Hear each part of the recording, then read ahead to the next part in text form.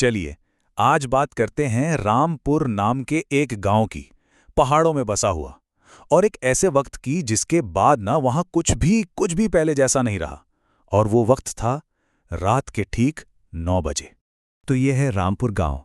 और देखिए, घड़ी में बस रात के 9 बजने ही वाले हैं।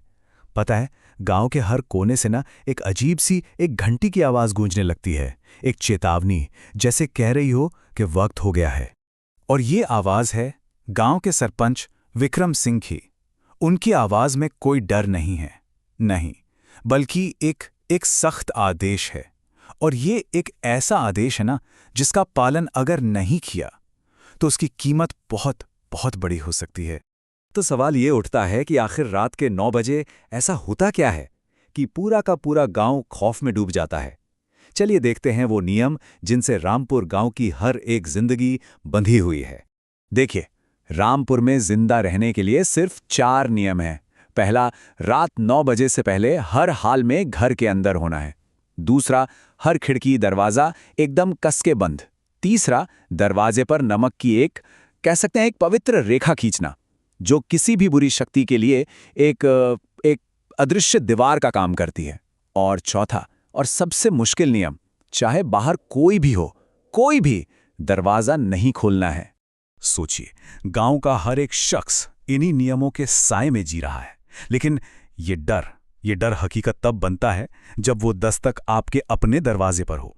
और उस रात वो दस्तक थी आर्यन के लिए। आर्यन अपने कमरे में ही था, सारे नियम मानकर, सब कुछ बंद करके। तभी अचानक से उसकी खिड़की पर एक दस्तक होती है। एक ऐसी दस्तक जो सच में उसकी सांसें रोक देती है। और फिर एक आवाज आती है, अनिल की। वही अनिल, आर्यन का दोस्त, जो पिछले 1 महीने से लापता था। सोचिए, वो बाहर था, डरा हुआ, और दरवाजा खोलने के लिए गिड़गिड़ा रहा था। अब आर्यन के लिए ये एक भयानक दुविधा बन गई थी। और ठीक उसी पल आर्यन के दिमाग में अपने पिता की वो डरावनी चेतावनी गूंजने लगती है कि बेटा, 9 बजे के बाद जो भी चीज बाहर होती है वो इंसान नहीं रहती, वो कुछ और बन जाती है। लेकिन सवाल ये है कि ये डर, ये श्राप आखिर आया कहां से? इसकी जड़ें बताए कहां हैं? गांव के बाहर उस पुराने मनहूस कुएं में दफन है।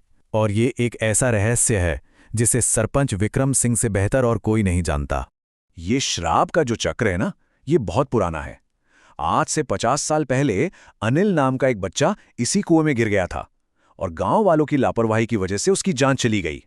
और उसकी मां के दिए श्राप के ठीक 50 साल बाद, मतलब आज की रात, आर्यन का दोस्त, जिसका नाम भी अनिल था, वो भी उसी कुएं के पास से गायब हो गया। और ये थे उस मां के आखिरी शब्द, एक श्राप जो आज भी रामपुर की हवाओं में गूंजता है। जैसे तुमने मेरे बेटे को अकेला मरने दिया, ठीक वैसे ही हर 50 साल में इस गांव का एक बच्चा उसका साथी बनेगा।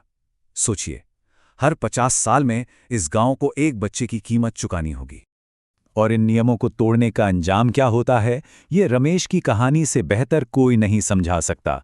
उसने नमक की रेखा को बस एक अंधविश्वास माना, और जब दरवाजे पर उसकी 10 साल पहले मर चुकी बेटी ने दस्तक दी तो एक पिता का दिल जीत गया।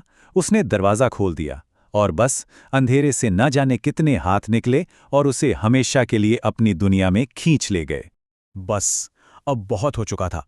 सरपंच विक्रम और गांव वाले मिलकर फैसला करते हैं कि अब और छिपना नहीं है। अब वक्त आ गया है इस श्राप की जड़ का सामना करने का।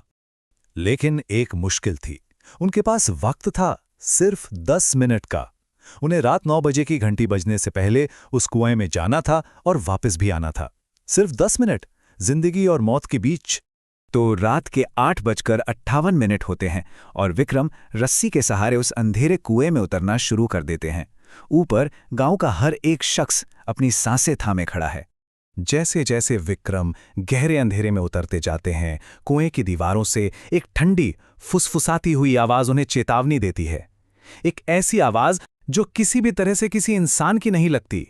और आखिरकार विक्रम कुएं की सूखी जमीन पर पहुंच जाते हैं, और उनकी लालटेन की रोशनी में जो दिखता है वो उनके खून को जमा देता है। वहां पानी नहीं था, बल्कि एक बच्चे का कंकाल पड़ा था। 50 साल पुराने उस भयानक सच का जीता जागता सबूत। ऊपर घड़ी में 8:59 हो चुके थे। मतलब सिर्फ 1 मिनट बाकी था। गांव वाले जोर जोर से चिल्लाते हैं, विक्रम जल्दी ऊपर आओ। पर नीचे से कोई जवाब नहीं आता। और वक्त खत्म हो गया था। ठीक ठीक जैसे ही 9 बजे की पहली घंटी गूंजती है, रस्सी में हलचल होती है।